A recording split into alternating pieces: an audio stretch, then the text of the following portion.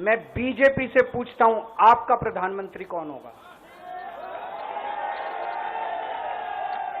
आप लोग सोच रहे होंगे केजरीवाल क्या बात कर रहा है, मोदी जी होंगे। नहीं, मोदी जी अगले साल 17 सितंबर को 75 साल के हो रहे हैं।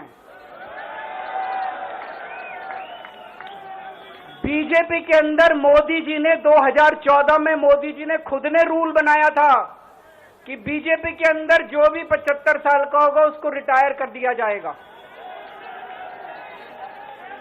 सबसे पहले आडवाणी जी को रिटायर किया गया, उसके बाद मुरली मनोहर जोशी जी को रिटायर किया गया, फिर सुमित्रा महाजन को रिटायर किया गया, फिर यशवंत सिन्हा को रिटायर किया गया। अब मोदी जी अगले साल 17 सितंबर को रिटायर होने वाले हैं। तो मैं बीजेपी से पूछना चाहता हूं, आपका प्रधानमंत्री का दावेदार कौन है? दोस्तों, अगले साल 17 सितंबर तक अगर इनकी सरकार बनी, तो उस पर भी आऊंगा मैं।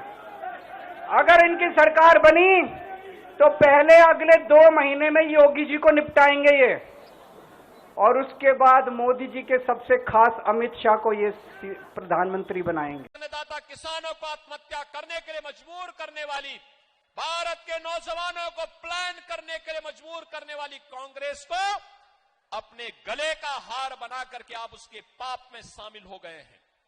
और यही कारण है, देखो, संगति का असर तो पड़ता ही पड़ता है।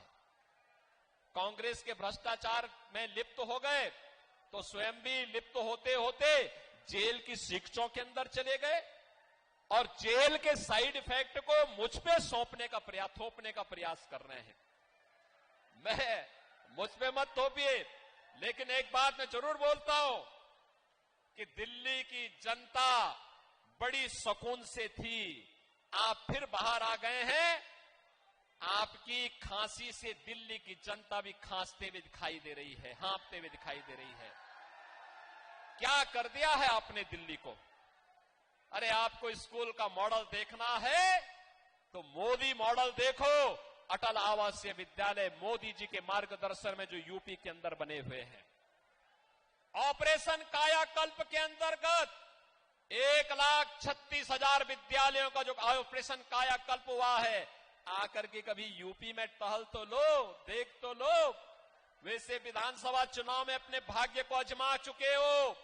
उत्तर प्रदेश की जनता जनार्दन ने मोदी जी का समर्थन किया है, आपके प्रत्याशियों की जमानत जब्त करवाई है, और आपको कहा है कोई आपके लिए ठिकाना यूपी के अंदर नहीं हो सकता है।